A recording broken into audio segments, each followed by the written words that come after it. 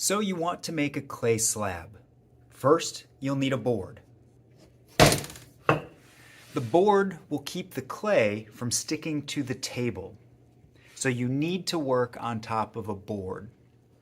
Next, you'll need paddles, a rolling pin, and some clay. The paddles will go under the rolling pin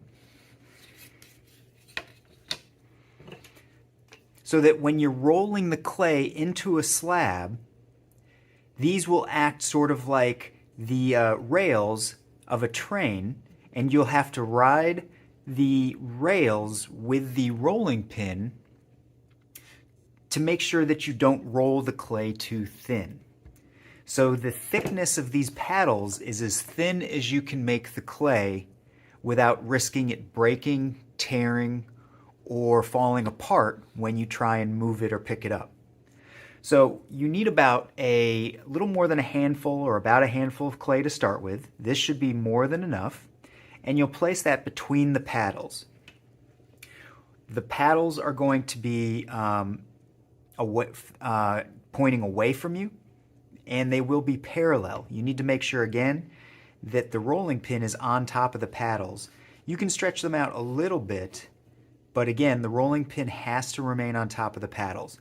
Now, when you're first pushing the clay with the rolling pin, you need to push down with a little bit of pressure, but you don't need a lot of strength, okay? If you push down too hard, you run the risk of the clay sticking and rolling up around the rolling pin. If that happens, you need to pull the clay off and start again. You can push it in different directions a little bit to spread it out, okay? And again, remember that you're not going to be able to roll it thinner than the rails, the paddles that you have, okay? Oop, and there we just got the roll up, so you got to pull it off real quickly, real gently, and then let's go ahead and start again. If it does get stuck, okay, just watch out for that. Now, when it starts to get stuck, you want to start to just go in one direction a little more slowly. So instead of going back and forth, you want to go all the way across and then keep going in that same motion, okay? So I can feel the clay is almost thin enough.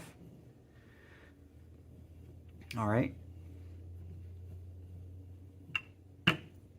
And I've still got a little bit, it's a little thick in the middle. Okay, again, remember that your rolling pin has to stay on top of the paddles. It's real easy to slip off of them if you're not paying attention. You can move them closer to the clay to make it easier. Then you have a little bit more movement. You can always spread them out a little bit later. All right, and there we go.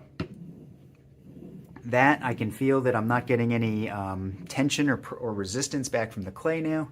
And this is as thin as you should roll your slab, okay? So then you can take away the clothespin, take away the paddles, and if I wanted to move this, I could gently lift it up. You'll see the moisture from the clay has been pressed into the board, and now I can work with this slab and do whatever I need to do.